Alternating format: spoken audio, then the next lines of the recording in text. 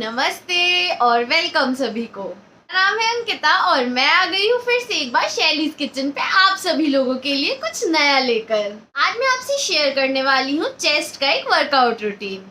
बिल्कुल भी देर ना करते हुए स्टार्ट करते हैं और देख लेते हैं क्या क्या करी थी मैंने एक्सरसाइज अपने आज के वर्कआउट रूटीन में। तो कुछ इस तरीके से था मेरा चेस्ट का वर्कआउट रूटीन। स्टार्ट किया था फ्लैट बेंच से। टारगेट मसल्स हैं इसमें हमारी पेक्टोरल मसल्स, जो कि हमारी फ्रंट की चेस्ट की मसल्स होती हैं।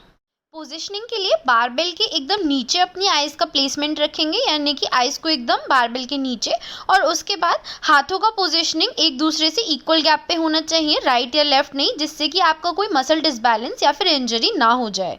अगर आप कर रहे हैं थोड़ा भी हैवी वेट तो कोशिश करेंगे कि रिस्ट बैंड और बेल्ट्स का यूज़ करेंगे। और उसके साथ साथ ही अगर आप हैवी वेट लगाते हैं तो आपको लेग्स से भी सपोर्ट की ज़रूरत पड़ती है, जिसके लिए हम क्या करेंगे, पैरों को थोड़ा सा पीछे की तरफ प्लेस करेंगे और अपनी बैक में आर्च बना लेंगे। मैंने यहाँ पे प्रोग्रेसिव ओवरलोडिंग की वजह से 2, 5 और 10 के वेट से लगाने की कोशिश करी है।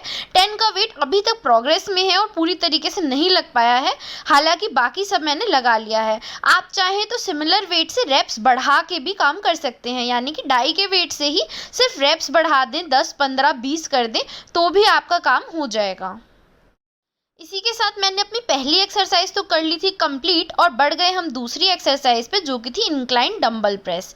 इंक्लाइन डंबल प्रेस के लिए आप सिंपल बेंच का भी इस्तेमाल कर सकते हैं, जिसको आप 45 डिग्री के प्लेसमेंट पे रख सकते हैं।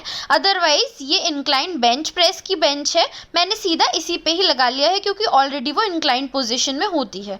सिंपली हम लोग एक नॉर्मल बेंच जैसे मारते हैं वैसे ही इसको भी करेंगे। अपने पोजिशनिंग जो है डंबल की इस तरीके से रखेंगे कि हाथों को ज़्यादा ऊपर नहीं लाना है, यानी कि मुंह के ज़्यादा स्ट्रेट नहीं आएंगे डंबल, बल्कि वो चेस्ट के ऊपर ही रहेंगे।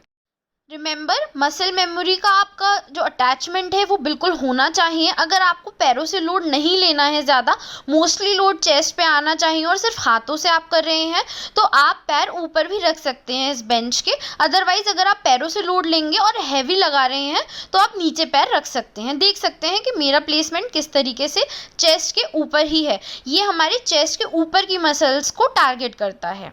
इसी के साथ हम आ गए third exercise decline bench press पे। डिक्लाइन बेंच प्रेस पे फ़ायदा ये है कि आप थोड़ा सा हैवी वेट लगा सकते हैं, क्योंकि आप अपने एंकल से भी सपोर्ट ले सकते हैं, साथ ही साथ आप अपनी नीज से भी सपोर्ट ले सकते हैं। तो ये भी बिल्कुल सिमिलर है हमारी नॉर्मल बेंच प्रेस और इंक्लाइन बेंच प्रेस की तरह, जहाँ पे नॉर्मल बेंच प्रेस हमारी फ्रंट की मसल्स को सपोर्ट कर रही थी और इंक्लाइन बेंच प्रेस हमारी अपर चेस्ट मसल्स को कर रही थी। यहीं पे ये लोअर चेस्ट मसल्स को, यानी कि चेस्ट को नीचे की तरफ से इम्पैक्ट या फिर टारगेट करेगी। देख सकते हैं कैसे हम ये मसल मूवमेंट कर रहे हैं, कैसे हाथों का मूवमेंट है, बिल्कुल सिमिलर इसी तरीके से आपको हाथों का मूवमेंट रखना है। याद रखिएगा कि डिस्टेंस इक्वल होना चाहिए, राइट या लेफ्ट हो गया तो फिर आपको मसल इंजरी के बहुत ज़्यादा चांसेस होंगे। इसी के ही साथ हमने कर लिया अपना लास्ट सेट कंप्लीट, जो कि था प्रोग्रेसिव ओवरलोडिंग का लास्ट सेट। आप चाहे तो लास्ट सेट को ड्रॉप सेट भी कर सकते हैं, यानी कि एक एक करके वेट्स ड्रॉप कर दीजिए और लास्ट तक का लगाइए। इसके बाद हम आ गए थे अपनी फोर्थ एक्सरसाइज, जो कि थी पैक फ्लाई मशीन। तो पैक फ्लाई मशीन लगाने की मेन जो हमारी ट्रिक होती है वो ये होती है कि आपको हाथों को रखना है ऑलमोस्ट एकदम सीध में, और आपके जो एल्बोज हैं, एल्बोज नीचे की तरफ फेसिंग ना हो, बल्कि वो थोड़ा सा ऊपर की तरफ फेसिंग हो। चेस्ट थोड़ी सी बाहर निकली हुई होनी चाहिए, जिससे कि लोड इजीली चेस्ट पे आ पाए। अब ये हमारी एक्सरसाइज जो है वो इनर या फिर सेंटर चेस्ट मसल्स के लिए है, यानी कि हमारा जो चेस्ट के बीच में पार्टीशन आता है उसके लिए और उसके बेटर टोनिंग के लिए है। इसके भी कर लिए थे मैंने 4 सेट्स कंप्लीट, और इसके 4 सेट्स कंप्लीट करने के बाद मेरी पैक फ्लाई की एक्सरसाइज हो गई थी ख़त्म। बैक रखेंगे इसमें स्ट्रेट, और याद रखिएगा आप लास्ट सेट ड्रॉप सेट भी लगा सकते हैं। उसके बाद हम आ गए थे नेक्स्ट एक्सरसाइज, जो कि इसके बहुत सिमिलर है, वो है पैक डेक मशीन। इसमें भी मूवमेंट जो है हमारी सेम ही मसल्स का होता है जैसा कि पैक फ्लाई में होता है।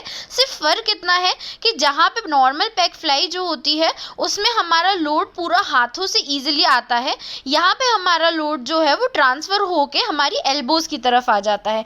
एल्बो की तरफ लोड आने की वजह से हमारा इस पे लोड जो है बहुत अच्छा आता है। फाइनली कर ली थी मैंने अपनी लास्ट एक्सरसाइज जो की थी पुशअप्स। तो पुशअप से किया था मैंने अपना वर्कआउट एंड करने के लिए मैंने इसके कोई नंबर ऑफ सेट्स नहीं लगाए थे, बल्कि टिल फेलियर यानी कि जब तक कि मैं थक नहीं गई मैंने पुशअप्स लगाए थे, जो कि थे अराउंड 12 to 15। सो ये था मेरा पूरा वर्कआउट रूटीन। आप मेरे को कमेंट करके जरूर बताइएगा कि आपको ये वर्कआउट कंप्लीट लगा या फिर थोड़ा इनकम्प्लीट लगा। वीडियो पसंद आई हो तो लाइक शेयर सब्सक्राइब और कमेंट करना बिल्कुल भी मत भूलिएगा। और हाँ, तब तक के लिए मैं चली आप लोगों के लिए कोई नई रेसिपी देखने या कोई नई न्यूट्रिशनल इंफॉर्मेशन लेने। बाय।